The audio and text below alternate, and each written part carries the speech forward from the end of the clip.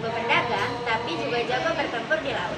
Kenalan yuk sama kerajaan Gua Talo. Kerajaan dua bersaudara yang berubah menjadi kekuatan super di Indonesia Timur. Awalnya kerajaan Goa Talo itu berasal dari dua kerajaan, yaitu kerajaan Goa dan Talo. Awalnya itu mereka masih sendiri-sendiri. Nah, kerajaan Goa ini berdiri di dekat pegunungan dan juga sungai. Jadi kerajaannya itu cocok buat mereka untuk bertani dan juga berladang. Raja pertamanya disebut Tumandang-Penya, sosok yang menurut legenda turun dari langit bawa misi mulia untuk memimpin rakyat. Nah, Talo sendiri berdiri tak jauh dari Goa. Karena lokasinya sering berdekatan, Goa dan Talo awalnya sering konflik, mirip kayak rival antar kota kecil gitu. Lalu, kenapa mereka malah bersatu? Jawabannya karena adanya ancaman dari luar. Di pesisir Sulawesi Selatan, banyak kerajaan saling berebut pengaruh. Kalau Goa Talo terus bertengkar, yang ada mereka malah habis duluan. Pada abad ke-16, yaitu Raja ke-9 dari kerajaan Goa, yaitu Raja Tumapadi Sikarona, mengusulkan dua langkah yang sangat cerdas untuk menyatukan dua kerajaan ini, yaitu kerajaan Goa dan juga Talo. Dia mengusulkan bahwa dia ingin membuat perjanjian antar persaudaraan di dua kerajaan tersebut, lalu juga mengikat hubungan lewat pernikahan antar keluarga kerajaan. Lewat dua cerdas ini akhirnya membuat lonjakan yang signifikan terhadap produktivitas perdagangan dan juga militer mereka. Goa Talo akhirnya sadar kalau laut adalah jalan raya masa itu. Mereka mulai menguasai jalur-jalur strategis seperti Selat Makassar yang menjadi jalur utama antara Jawa dan Maluku. Yang kedua ada Pulau Buton, yang ketiga ada Kalimantan Timur, yang keempat ada Sulawesi, yang kelima ada Nusa Tenggara Barat. Gimana sih caranya? Caranya mereka melalui perdagangan, rempah-rempah, diplomasi, atau bahkan penaklukan.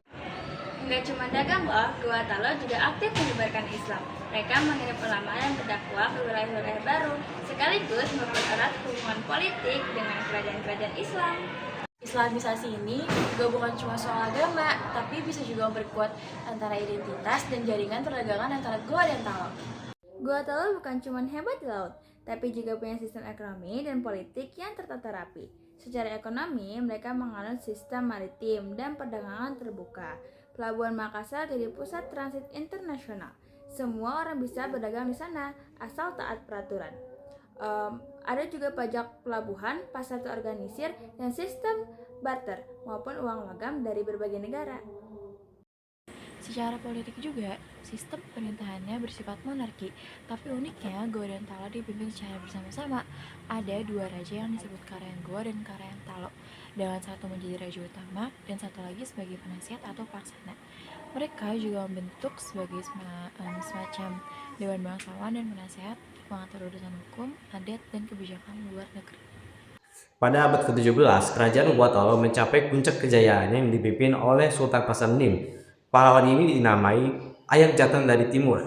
Pada saat itu banyak sekali kapal-kapal yang berdatangan ke Makassar, seperti kapal dari Arab, Inggris, Portugis, dan juga Belanda. Pada saat itu Makassar dijadikan sebagai pelabuhan internasional, bahkan juga memiliki bentengnya sendiri yang bernama Ujung Pandang.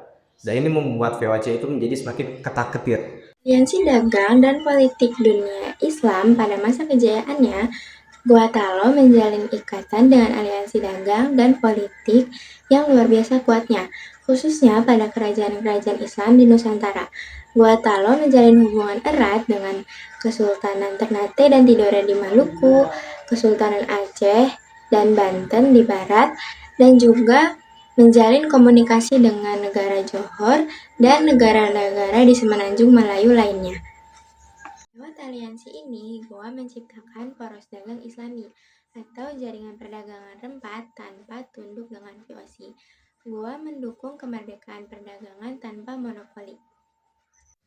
Dan hasilnya membuat Makassar jadi pelabuhan yang lebih profesional, aman, dan juga dipercaya. Dan VOC harus lagi-lagi gigit jari mereka. Sayangnya ketenaran itu mengundang musuh besar, yaitu VOC. VOC ingin memonopoli rempah-rempah, tetapi Sultan Hasanuddin tidak mau tunduk. Nah, Perang Makassar pun pecah pada tahun 1266 sampai dengan 1269. Meski pasukan Goa dan Talo bertarung habis-habisan, akhirnya mereka kalah. Sultan Hasanuddin dipaksa menandatangani perjanjian Bongaya yang mengurangi wilayah, membatasi kekuatan militer, dan membuka jalan bagi Belanda menguasai Makassar. Meskipun kerajaannya runtuh, tapi peninggalannya masih ada loh. Contohnya Benteng Rotterdam di Makassar. Benteng yang menjadi saksi bisu perjuangan melawan VOC. Di tengah maraknya perdagangan internasional, kerajaan Goa itu sadar bahwa perdagangan itu perlu aturan jelas biar nggak semrawut. Lalu muncullah sosok yang bernama Hamanagapa untuk menyusun hukum kitab maritim dan juga dagang pertama di Indonesia. Isinya itu adalah hak dan kewajiban kita sebagai pedagang dan juga pelaut. Lalu aturan untuk utang piutang dan gadai. Aturan ini tuh berbasis pada syariat Islam sehingga adaptif untuk semua perdagangan asing yang masuk ke Indonesia. Bahkan, semangat dagang dan pelayaran dari zaman Goa dan Talo masih terasa dalam budaya Makassar hari ini. Gua Talo mengajarkan kita kalau mau besar harus bersatu, kuat di laut, berani berdiplomasi, dan berani melawan ketidakadilan. Semangat itu masih relevan hingga hari ini loh. Siapa tahu para pelaut, pedagang, dan pemimpin masa depan Indonesia adalah kita semua.